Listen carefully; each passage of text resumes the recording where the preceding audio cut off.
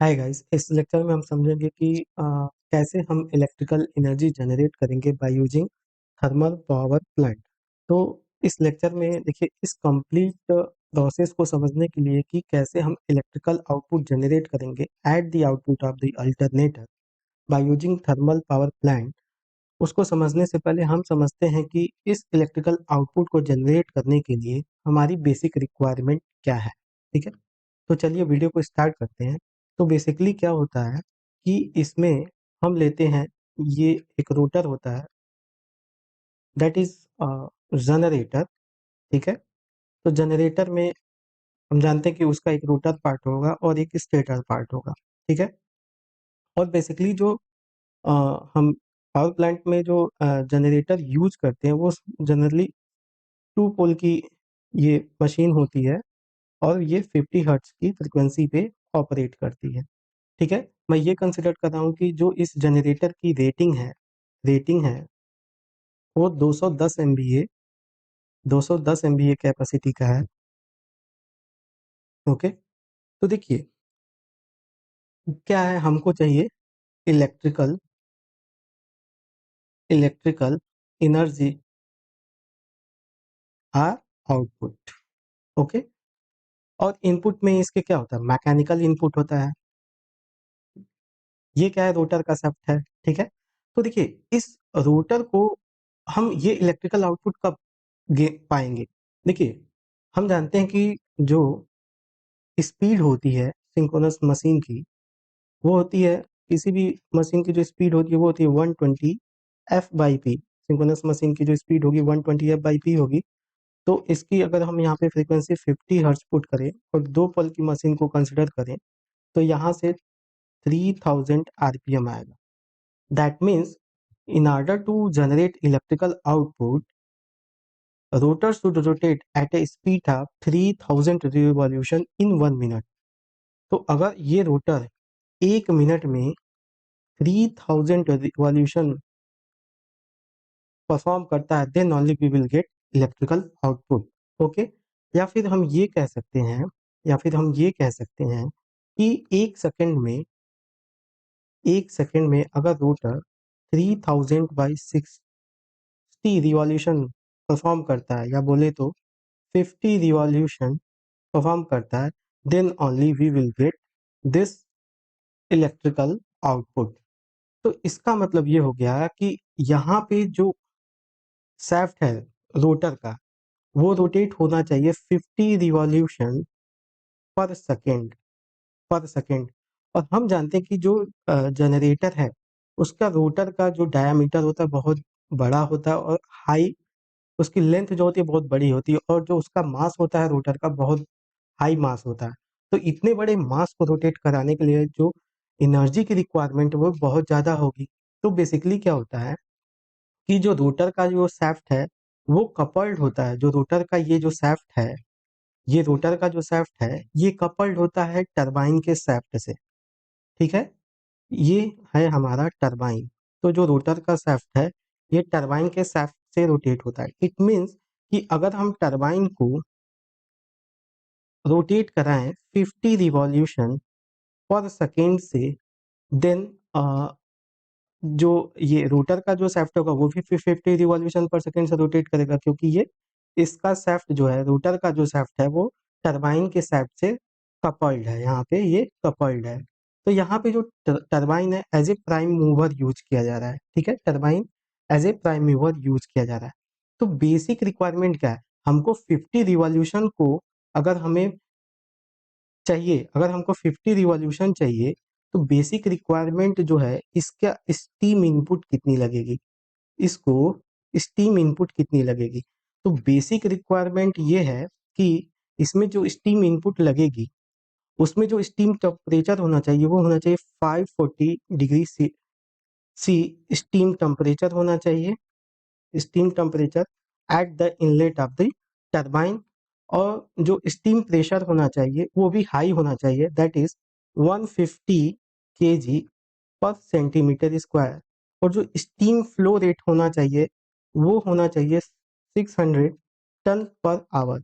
तो अगर इस टरबाइन के इनपुट पे जो स्टीम टेम्परेचर है वो 540 हो जाए और जो स्टीम प्रेशर है वो 150 डिग्री सेंटीमीटर, अगर स्टीम जो प्रेशर है वो 150 केजी पर सेंटीमीटर स्क्वायर हो जाए और जो स्टीम फ्लो रेट है वो 600 टन पर आवर हो जाए, then only we will get 50 revolution per second and then we will get electrical power output. So the basic requirement is 50 540 degree C steam temperature और जो steam pressure होना चाहिए वो 150 KG पर centimetre square होनी चाहिए और जो स्टीम फ्लो रेट होना चाहिए वो 600 टन पर पावर टन पर आवर होना चाहिए, then only we will get electrical power output. तो इतनी इस चीज को गेन करने के लिए बहुत सारे कंपोनेंट होते हैं जो कि कनेक्टेड होते हैं, जैसे कि super heater, economiser, boiler, feed pumps. इस तरह से इस इतना टेम्परेचर गेन करने के लिए at the inlet of the turbine ये हम सर्किट, इतनी बड़ी सर्किट को यूज करते हैं। ठीक है, तो इसमें ये हमारा पहले तो ये हमें पता चल गया कि हमारी बेसिक रिक्वायरमेंट क्या है। ठीक है, अब देखते हैं कि कैसे थर्मल पावर प्लांट वर्क करता है। तो देखिए बेसिकली क्या होता है थर्मल पावर प्लांट में, एक बॉयलर होता है, उस बॉयलर में हम क्या करते हैं, फ्यूल फ्यूल जो होता है वो कोल होता है, उसको एयर के साथ मिक्स करके बॉयलर के फर्नेस में उसका कंबसन करते हैं। उसका जब कंबसन करते हैं तो यहाँ से क्या जनरेट होगा, हीट जनरेट होगा और ये वाट अब इसमें हमने वाटर मिक्स किया, इसमें वाटर ट्यूब्स होते हैं, बहुत सारे ट्यूब्स होते हैं। तो जब इस ये हीट उसको जाएगी तो ये वाटर क्या करेगा, इस हीट को गेन करेगा और ये वाटर जो होगा स्टीम में कन्वर्ट हो जाएगा। ये वाटर क्या होगा आपका स्टीम में, वाटर यहाँ पे हमने इनपुट दिया बॉयलर को और हमको क्या मिला, at the input of the turbine हमको क्या मिल गया, स्टीम मिल गया। अब ये स्टीम क्या करेगा, मैकेनिकल आउटपुट जनरेट करेगा, मैकेनिकल आउटपुट जनरेट करेगा जो कि रोटर के शाफ्ट को रोटेट कराएगा और हमको क्या मिल जाएगा, इलेक्ट्रिकल पावर आउटपुट मिल जाएगा। ठीक है, तो ये बेसिक था कि हम कैसे इलेक्ट्रिकल आउटपुट पाएंगे और क्या क्या रिक्वायरमेंट होगी। बट हम एक ही स्टेज में हम स्टीम इनपुट 540, हमारी रिक्वायरमेंट क्या है 540 degree centigrade at the inlet of the turbine और प्रेशर हमको क्या चाहिए 150 केजी पर सेंटीमीटर स्क्वायर और जो स्ट्रीम फ्लो रेट होना चाहिए वो 600 टन पर आवर चाहिए। ठीक है, तो देखिए जो हमारा अभी जो स्टीम पावर प्लांट्स होते हैं ये वर्क करता है on the principle of Rankine cycle. ठीक है, तो सबसे पहले देखिए इसमें कुछ मैं बेसिक्स बता दे रहा हूँ।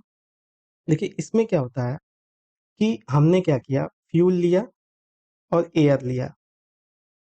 फ्यूल और एयर, फ्यूल क्या है हमारा, कोल है, फ्यूल क्या है, कोल है। इनका हमने कंबसन किया, इनका हमने क्या किया, कंबशन किया inside the boiler, inside the boiler और हमको क्या मिल गई, थर्मल एनर्जी मिल गई, थर्मल एनर्जी मिल गई, दैट इज हीट।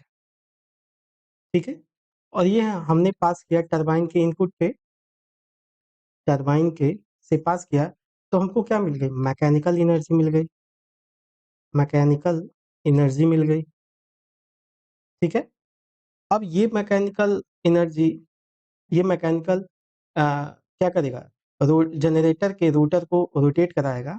तो ये हम किससे पास करेंगे, जनरेटर से, और हमको क्या मिल जाएगा, इलेक्ट्रिकल एनर्जी, इलेक्ट्रिकल एनर्जी।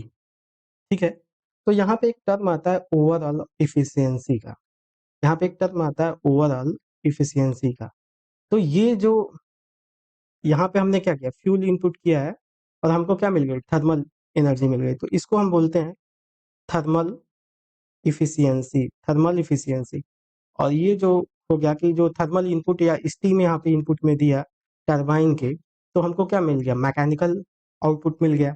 तो ये क्या हो गया, टरबाइन इफिशियंसी, टरबाइन इफिशियंसी। और ये मैकेनिकल एनर्जी क्या जनरेट कर रहा है, इलेक्ट्रिकल आउटपुट, तो ये हो गया generator efficiency, generator efficiency. So overall efficiency बोले या total efficiency will be equal to यन thermal efficiency of the thermal into efficiency of turbine into efficiency of generator, efficiency of generator। ठीक है, तो ये हो गया ओवरऑल इफिशियंसी। ओके, तो देखिए हमने पढ़ा कि जो थर्मल पावर प्लांट होता है ये वर्क करता है on the principle of Rankine cycle. तो रैंकाइन साइकिल बेसिकली है क्या? इसमें क्या होता है, देखिए हमको टरबाइन के इनपुट पे क्या चाहिए, स्टीम चाहिए, और रोटर को रोटेट कराने के लिए यहाँ पे मैकेनिकल एनर्जी चाहिए। तो ये टरबाइन क्या कर रहा है, एज ए प्राइम मूवर की तरह काम कर रहा है। इसमें बेसिकली क्या होता है कि जैसे ही यहाँ पे देखिए बॉयलर, ये हमारा बॉयलर है, इस बॉयलर में हमने कोयला लिया और एयर लिया, यहाँ पे बॉयलर में इसका कंबसन किया, उससे हीट जनरेट हुई, और यहाँ पंप के थ्रू क्या करते हैं हम वाटर को यहाँ से पंप कराते हैं, यहाँ से वाटर को पंप कराया, तो ये जब वाटर इस बॉयलर के थ्रू जाएगा तो यहाँ पे क्या होगा, यहाँ से इस हीट से वो एनर्जी गेन करेगा वाटर, और वो स्टीम में कन्वर्ट हो जाएगा, और ये स्टीम क्या करेगा, मैकेनिकल आउटपुट जनरेट कर देगा, और यहाँ से हम क्या करेंगे, इलेक्ट्रिकल आउटपुट थ्रू जनरेटर प्राप्त कर लेंगे।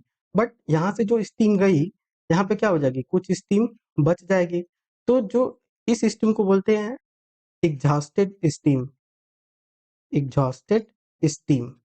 तो इस एग्जिस्ट स्टीम को हम क्या करते हैं, कंडेंसर में अगेन ठंडा करते हैं, और वो फिर क्या होता है वाटर के फॉर्म में कन्वर्ट हो जाता है, और फिर हम क्या करते हैं इसको पंप के थ्रू अगेन टरबाइन के इनपुट पे स्टीम के फॉर्म में ले जाते हैं, और अगेन इलेक्ट्रिकल आउटपुट जनरेट करते हैं। तो ये साइकिल चलती रह जाती है, और इस साइकिल को हम क्या बोलते हैं, रैंकाइन साइकिल बोलते हैं।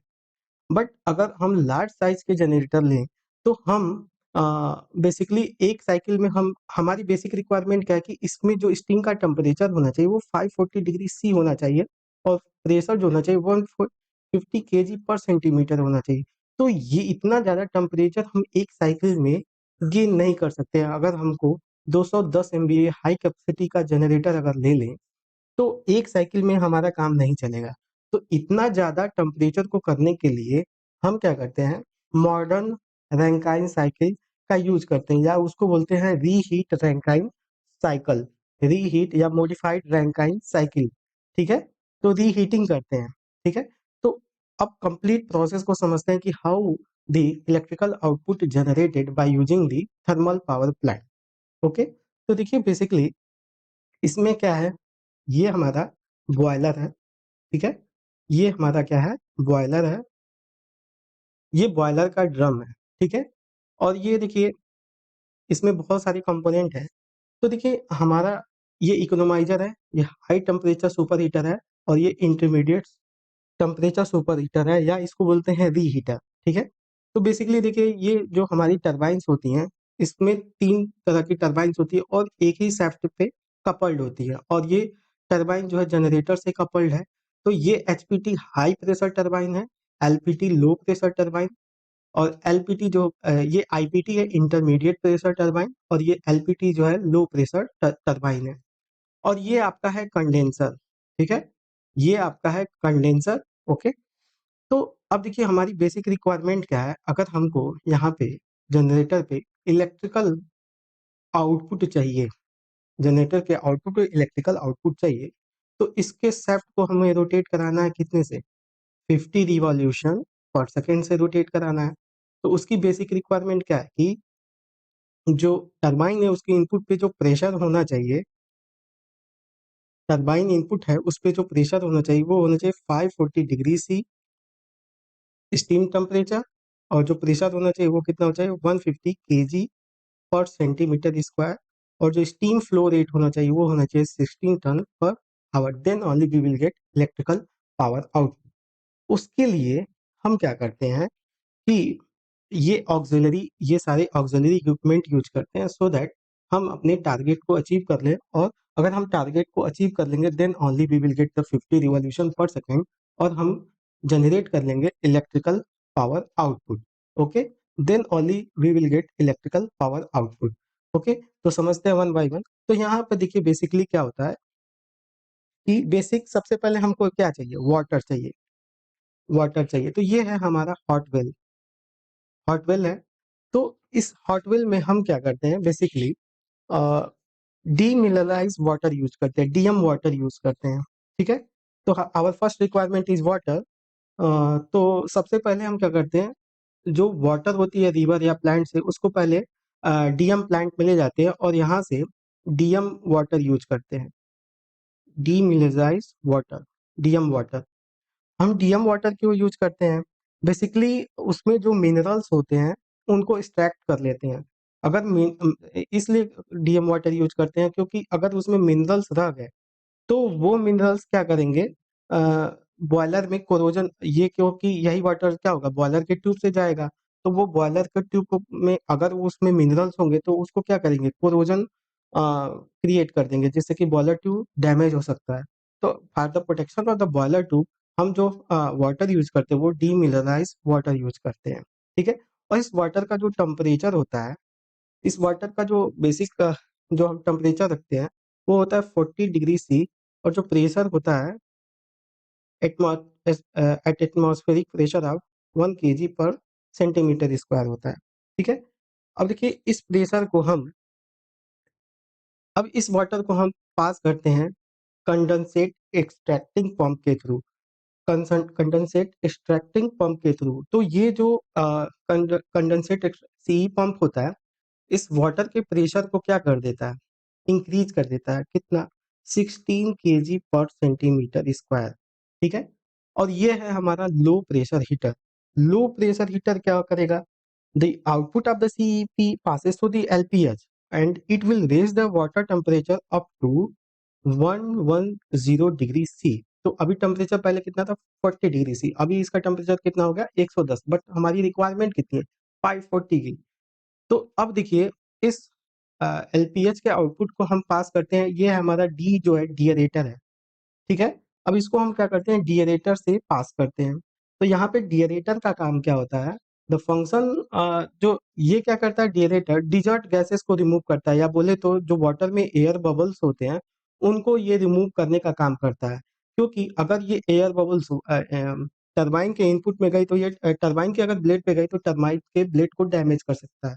तो जो बेसिकली डीएरेटर होता है ये यूज किया जाता है for the protection of the turbine blades. Okay, तो ये डीएरेटर से पास हुआ, फिर इसको हम पास करते हैं यहाँ पे देखिए, तो ये पास होता है बॉयलर फीड पंप के से, ये है boiler feed pump, BFP.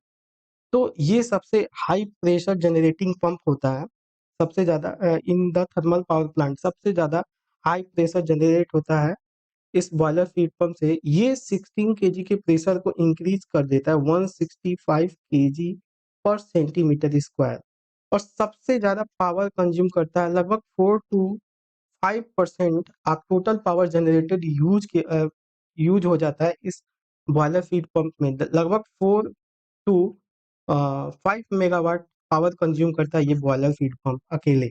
Okay, अब इस बॉयलर फीड पंप को के आउटपुट को हम पास करते हैं हाई प्रेशर हीटर से, इसको हाई प्रेशर हीटर से पास करते हैं, और इसका जो आउटपुट टेम्परेचर जो होता है, इस वाटर का टेम्परेचर ये हाई प्रेशर हीटर इंक्रीज कर देता है up to 180 to 190 degree C, 180 to 190 degree C temperature तक इंक्रीज कर देता है। ठीक है, अब देखिए अभी भी हमको चाहिए क्या, हमारी रिक्वायरमेंट क्या है, हमारी रिक्वायरमेंट है 540 डिग्री सी। ओके, तो देखिए अब क्या होगा, देखिए हम बॉयलर में कोयले को यहाँ पे कोयले का कंबसन कर रहे हैं, तो यहाँ से क्या होगी, हीट जनरेट होगी। तो जो हीट जनरेट होगी उसमें क्या है कि अब बॉयलर की ट्यूब में डालने से पहले क्या होता है, हम इस वाटर को इकोनोमाइजर में ले जाते हैं। जो इकोनोमाइजर का काम क्या होता है कि ये इकोनोमाइजर क्या करता है, ये एब्जॉर्ब करता है energy from the flue gases, ये टेम्परेचर एब्जॉर्ब कर लेता है एनर्जी इस फ्लू गैसेस से, जो यहाँ से फ्लू गैसेस निकलेंगी उससे ये इकोनोमाइजर क्या करेगा, उनके टेम्परेचर को एब्जॉर्ब कर लेता है, so that it will increase the temperature of this HPH heater. तो इसका जो आउटपुट है ना, ये पास होता है इकोनोमाइजर से, यहाँ से ये जाएगा इनपुट में अभी कितना है 190 degree C near about temperature है, और ये आपके इकोनोमाइजर से गया, और ये इकोनोमाइजर इसके टेम्परेचर को इंक्रीज कर दिया near about 300 degree C, 300 degree C temperature increase कर देता है। अब ये जो अभी यहाँ पे प्रेशर कितना है, प्रेशर 165 केजी, 165 केजी पर सेंटीमीटर स्क्वायर है। तो अभी ये वाटर के फॉर्म में है। क्यों वाटर के फॉर्म में है? क्योंकि अभी देखिए इसका प्रेशर जो 165 है, आप सोच रहे हैं कि 300 पे ये स्टीम में कन्वर्ट हो जाएगा, जबकि ऐसा नहीं है, क्योंकि यहाँ पे प्रेशर जो है 165 केजी है। तो अभी ये वाटर क्या होगा, ड्रम में जाएगा, और ये वाटर ड्रम में यहाँ पे 50% तक वाटर फिल हो जाएगा। ठीक है, तो 300 डिग्री सी का वाटर इस ड्रम में फिल हो गया। अब ये जो वाटर है नेचुरली, सपोज कर लीजिए कि ये जो बॉयलर है, ये बॉयलर का ट्यूब है, तो ये वाटर नेचुरली सर्कुलेट करेगा वाटर के बॉयलर के ट्यूब से। ठीक है, अब हम ये जानते हैं कि यहाँ पे हमने कोयले का कंबशन किया है, तो जो बॉयलर्स के ट्यूब्स होंगे, वो जो ट्यूब्स होंगे वो भी तो इस, अब ये वाटर जो पास हो रहा है, तो ये वाटर क्या करेगा, हीट गेन करेगा from this combustion of the coal. तो इससे क्या होगा, जो ये वाटर पास होगा, ये क्या करेगा, नेचुरली ये वाटर क्या करता है, सर्कुलेट करता है from the drum to the boiler, and boiler to the drum, naturally due to density difference of the steam and water. तो उससे डेंसिटी डिफरेंस के कारण क्या होता है, ये नेचुरल सर्कुलेशन होता है ड्रम टू बॉयलर और बॉयलर टू ड्रम। और यहाँ से जब ये पास होता है, तो ये जो वाटर के फॉर्म में अभी जो टेम्परेचर 300 डिग्री सी था, इसका टेम्परेचर इंक्रीज होता है, और ये यहाँ पे स्टीम में कन्वर्ट हो जाता है। स्टीम में अब ये कन्वर्ट हो जाता है, और फिर ये क्या होता है, अगेन यहाँ पे इसको ड्रम में, अभी स्टीम क्या होगा, इस ड्रम में जमा हो जाता है ये स्टीम, ऐसे। अब यहाँ पे इस ड्रम में एक होता है, यहाँ पे इस ड्रम में एक होता है टर्बो सेपरेटर, यहाँ पे एक होता है turbo separator, turbo separator. Turbo separator का काम क्या होता है कि ये टर्बो सेपरेटर क्या करता है, सेपरेट कर देता है स्टीम और वाटर को। ठीक है, टर्बो सेपरेटर क्या करता है, स्टीम और वाटर को सेपरेट करता है। अब देखिए हम बेसिकली क्या करते हैं कि जो ड्रम में वाटर का लेवल है, ड्रम में जो वाटर का लेवल है उसको भी 50% रखते हैं, और जो स्टीम का लेवल है उसको भी 50% रखते हैं। अगर ड्रम लेवल में वाटर लेवल अगर 50% से ज्यादा हो जाएगा, उससे क्या होगा कि एक्स्ट्रा वाटर पास होने लगेगा आपके टरबाइन से, तो ये क्या करेगा, टरबाइन के ब्लेड को डैमेज कर देगा। ठीक है, तो इसलिए हम ड्रम का लेवल 50% से ज़्यादा नहीं रख सकते, और हम इसके ड्रम के लेवल को 50% से कम भी नहीं रख सकते। 50% से अगर हम कम किए, तो उससे क्या होगा कि less water will be flow inside the tube of the boiler. अगर कम पानी फ्लो होगा, तो इस जो वाटर के ट्यूब्स होंगे, वो उसमें पानी अगर नहीं होगा, तो ये तो केवल क्या कर रहा है, एनर्जी एब्जॉर्ब कर रहा है।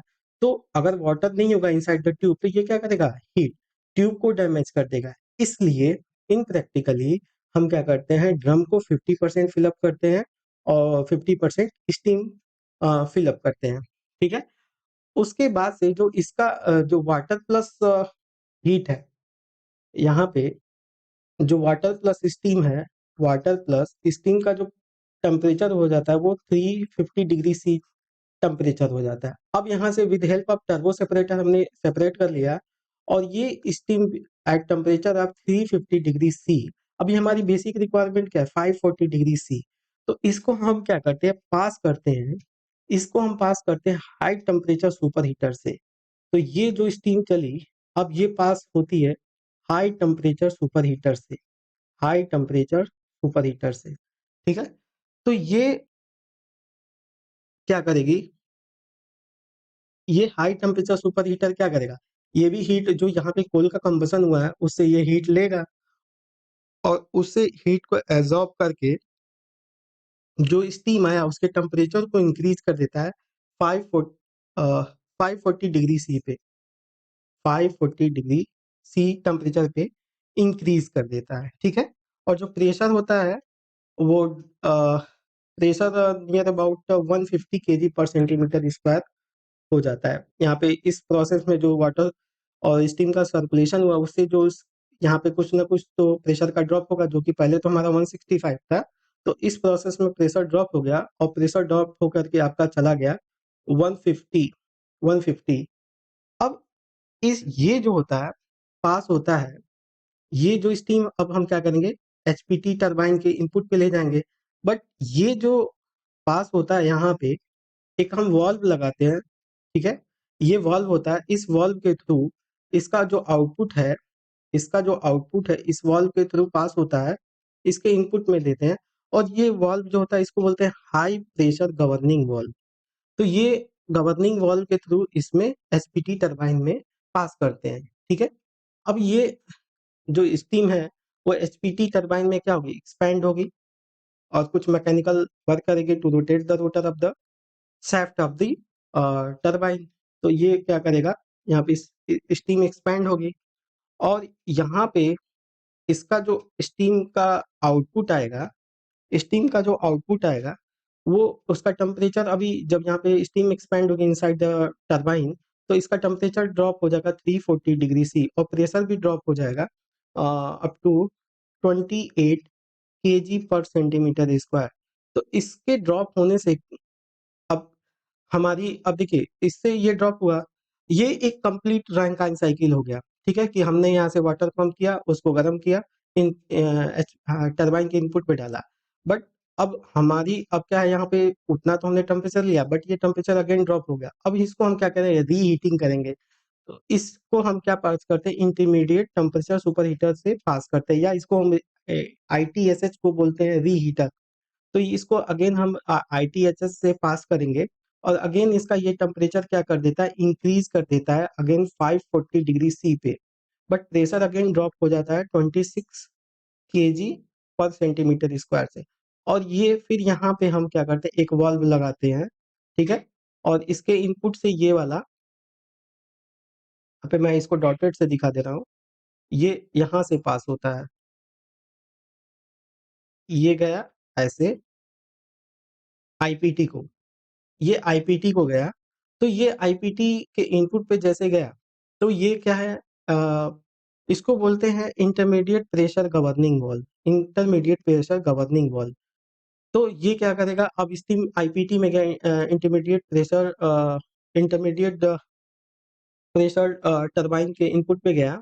तो ये यहाँ पे अगेन ये क्या करेगी, स्टीम एक्सपैंड करेगी, ठीक है। स्टीम क्या करेगी, एक्सपैंड करेगी और अगेन इसका प्रेशर क्या होगा, ड्रॉप होगा। और ये इसका इनपुट, इसका जो इनपुट है, इनपुट हो जाएगा एलपीटी को, ठीक है। तो यहाँ पे जो इसका प्रेशर होता है वो लेस देन 5 केजी पर सेंटीमीटर होता है और जो टेम्परेचर होता है वो 340 डिग्री सी टेम्परेचर हो जाता है। अगेन क्या होता है कि ये आईपीटी में अगेन ये स्टीम एक्सपेंड होती है और यहाँ पे जो इसके आउटपुट पे अ जो प्रेशर ड्रॉप हो जाता है वो लेस देन, यहाँ पे तो लेस देन 5 केजी पर सेंटीमीटर ड्रॉप हुआ और यहाँ पे less than atmospheric pressure that is 1 KG पर सेंटीमीटर स्क्वायर।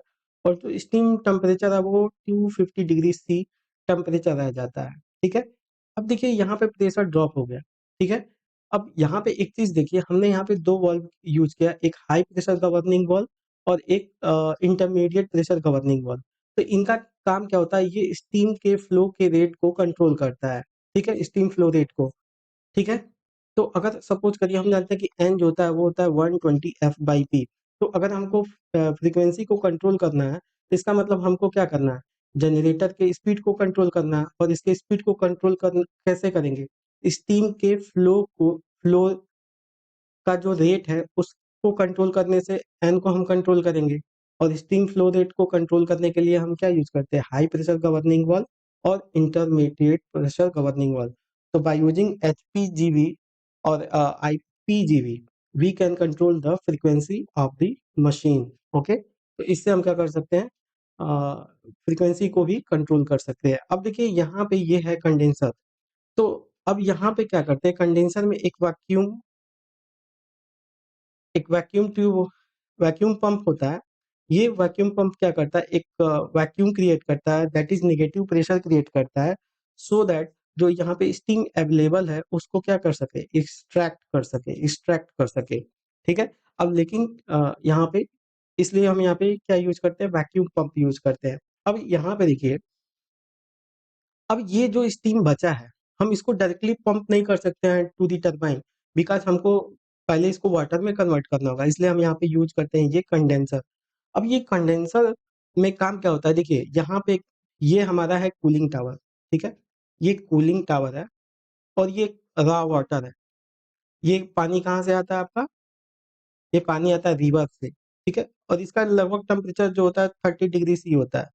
और ये अब क्या करते हैं कि अगर हम यहाँ से क्या करते हैं, ये CWP है, ये आपका है सर्कुलेटिंग वाटर पंप।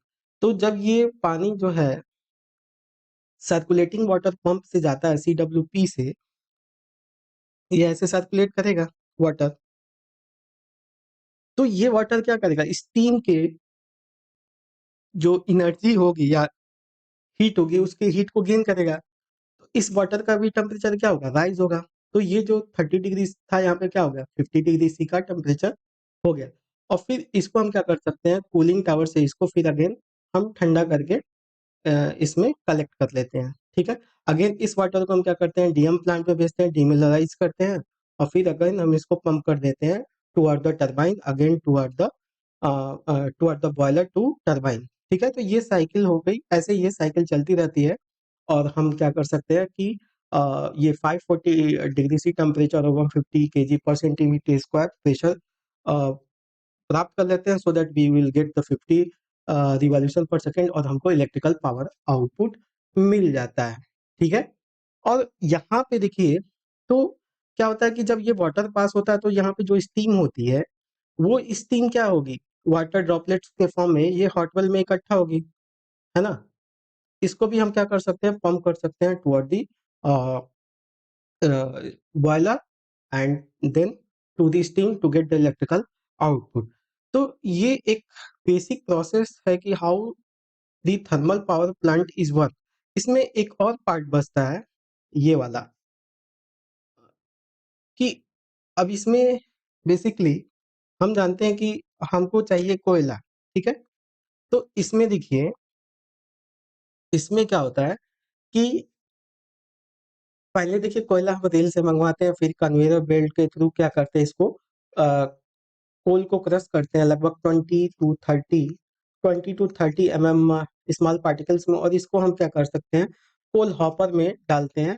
और ये यहाँ पे होता है बॉल मिल। बॉल मिल क्या करता है, इसको एकदम फाइन पार्टिकल में या बोले तो पल्वराइज कोल में, एकदम पाउडर के फॉर्म में पल्वराइज कोल में कन्वर्ट कर देता है। अब इस कोयले को हमको भेजना है किसमें, इनसाइड द बॉयलर। तो उसके लिए अ, अगर कोयले को हमें इसमें डालना है तो हम तो मैनुअली जाकर के इस कोयले को डालेंगे नहीं, तो उसके लिए हम यूज करते हैं PA fan, that is called primary air fan. The function of the primary air fan is to convey the function of the primary air fan is to convey the uh, coal, pulverized coal inside the boiler। तो पीए fan का बस इतना काम होता है कि ये boiler में इसको भेज देता है, ठीक है? अब देखिए, यहाँ पे कोल का कंबसन कराना है, ठीक है? यहाँ पे कोयला है, पल्वराइज कोल है, ठीक है? प्रॉपर कंबशन के लिए अगर सपोज करिए रेनी सीजन है और उसमें हम कोयले को भेज रहे हैं, ठीक है? देखिए कंबशन होने के लिए हमको क्या चाहिए, कोल चाहिए और प्लस एयर चाहिए। अगर सपोज करिए रेनी सीजन है तो एयर जाएगी, वो कोल्ड एयर या बोले तो उसमें मॉइस्चर होगा। अगर उसका हम कंबशन करेंगे तो हीट उतनी ज्यादा जितनी चाहिए उस हिसाब से हीट जनरेट नहीं होगी। तो इससे बचने के लिए हम क्या करते हैं, एयर को प्री हीट करते हैं। तो एयर को प्री हीट करने के लिए हम क्या यूज करते हैं, यहाँ पे एयर प्री हीटर यूज करते हैं, ठीक है? तो एयर प्री हीटर को हीट कहाँ से मिलता है, ये एयर प्री हीटर जो होता है, यहाँ पे जो फ्लू गैसेस प्रोड्यूस नहीं है, ये फ्लू गैसेस क्या करती है, ये एयर प्रीहीटर इस इनके फ्लू गैसेस को एनर्जी को एब्जॉर्ब करता है। तो ये क्या करता है, जो एयर, तो उसके लिए देखिए यहाँ से फोर्स एफडी फैन यूज किया जाता है। ये एफडी फैन क्या करता है, एटमॉस्फेरिक एयर को यहाँ पे एयर प्री हीटर के थ्रू इंटर करता है। तो एयर प्री हीटर क्या करता है, इसको हॉट एयर में कन्वर्ट कर देता है, हॉट एयर में, गर्म पानी, गर्म हवा में। तो ये क्या हो गया, अगेन ये बॉयलर में जाएगा। अब ये हॉट एयर प्लस कोल, पल्वराइज कोल मिलके क्या करेंगे, इनका कंबशन होगा और हमारा क्या होगा, हीट एनर्जी प्रोड्यूस होगी। तो ये इसका बेसिक काम था। अब देखिए यहाँ से जो फ्लू गैसेस निकली, ये फ्लू गैसेस कहाँ कहाँ पास हुई, पहला तो इकोनोमाइजर में गया, इकोनोमाइजर और फिर एयर प्री हीटर में गया। उसके बाद से जो बची हुई फ्लू गैसेस है, तो यहाँ से जो फ्लू गैसेस निकली, अब ये जो फ्लू गैसेस होती हैं, इसमें तो गैस है प्लस कुछ डस्ट पार्टिकल्स है। अगर हम डस्ट पार्टिकल्स को डायरेक्टली एटमॉस्फेयर में सेंड कर देंगे तो वो क्या होगा, हार्मफुल होगा टू द पीपल। तो उससे बचने के लिए जो यहाँ पे फ्लू गैसेस हैं, उसको हम पास करते हैं इलेक्ट्रोस्टैटिक प्रेसिपिटेटर से। इलेक्ट्रोस्टैटिक प्रेसिपिटेटर का काम क्या होता है कि ये डस्ट पार्टिकल को कलेक्ट कर लेता है और केवल गैसेस को सेंड करता है टुवर्ड द चिमनी। ये आपका है चिमनी, चिमनी, ठीक है। तो ये फ्लू गैसेस गई तो इलेक्ट्रोस्टैटिक प्रेसिपिटेटर क्या करेगा, यहाँ पे डस्ट पार्टिकल को कलेक्ट कर लेगा और केवल यहाँ पे फ्लू गैसेस जाएंगी। अब इस फ्लू गैसेस को चिमनी तक पहुंचाने के लिए हम यूज करते हैं आईडी फैन। तो आईडी फैन क्या करता है, इसको बोलते हैं इंड्यूस्ड ड्राफ्ट फैन। तो ये आईडी फैन क्या करता है, जो बची हुई फ्लू गैसेस हैं उसको हेल्प करता है to go out of the chimney. तो ये चिमनी से जो बची हुई फ्लू गैसेस हैं वो निकल जाती हैं, जो कि इन्वायरमेंटल के लिए भी बेटर होता है। तो यहाँ पे जो इलेक्ट्रोस्टैटिक प्रेसिपिटेटर है वो इन्वायरमेंटल प्रोटेक्शन के काम में आ जाता है, ठीक है। तो यहाँ पे जो इलेक्ट्रोस्टैटिक प्रेसिपिटेटर है वो आपके इन्वायरमेंट के प्रोटेक्शन के काम में आ जाता है। तो ये था कि how the electrical energy is generated, and यहाँ पे हमने ये समझा कि कोल को कैसे ले जाते हैं और हम एयर को हीट क्यों करते हैं और कैसे। यहाँ पे हमने 3 फैन यूज किया, एक प्राइमरी एयर फैन था, फिर यहाँ पे फोर्स एफडी फैन था और एक आईडी फैन था। तो एग्जाम में ये पूछा जाता है कि प्राइमरी एयर का फॉर्म काम क्या होता है, फोर्स ड्राफ्ट फैन का काम क्या होता है, आईडी फैन का काम क्या होता है। फिर एग्जाम में ये पूछते हैं कि इकोनोमाइजर का काम क्या है। तो देखिए ना, इकोनोमाइजर का काम क्या है, इसने जॉब मतलब कि बॉयलर ट्यूब में वाटर को डालने से पहले भी वाटर को हम क्या करते हैं, उसको हीट करते हैं सो दैट आपकी थर्मल इफिशियंसी इंक्रीज हो जाए। तो यहाँ पे इकोनोमाइजर और एयर प्रीहीटर को से क्या होता है, आपकी थर्मल इफिशियंसी इंप्रूव होती है। तो अगर सिंपल डायग्राम में जाए तो यहाँ पे इसका जो ये सिंपल डायग्राम है, तो इस तरह से वो कॉम्प्लिकेटेड काफ़ी था डायग्राम। तो यहाँ पे आप समझ सकते हैं कि यहाँ पे बॉयलर था, एयर हीट हीटर से यहाँ पे देखिए तो आपका हॉट एयर आया, हॉट एयर आया, यहाँ से कोयला आया और यहाँ पे इनका कॉम्बशन हुआ। तो यहाँ से क्या होगी, स्टीम जनरेट होगी, स्टीम और प्लस फ्लू गैसेस, यहाँ पे फ्लू गैस भी जनरेट हुई और ये स्टीम सुपर हीटर से पास होगी, ठीक है। और ये फ्लू गैसेस इकोनोमाइजर में गई और ये इकोनोमाइजर क्या करेगा, अगेन जो बॉयलर में गया था और उसके टेम्परेचर को 540, यहाँ पे इसका टेम्परेचर जो था 540 डिग्री सी हो गया था, ठीक है, इसके टरबाइन के इनपुट पे। और यहाँ पे हमने इलेक्ट्रिकल पावर आउटपुट जनरेट कर ली थी और जो एग्जॉस्टेड स्टीम थी कंडेंसर में हमने उसको क्या किया, कंडेंस किया, फिर इसको वाटर फॉर्म में बना करके अगेन हमने इसको पंप कर दिया, ठीक है, टुवर्ड द इकोनोमाइजर।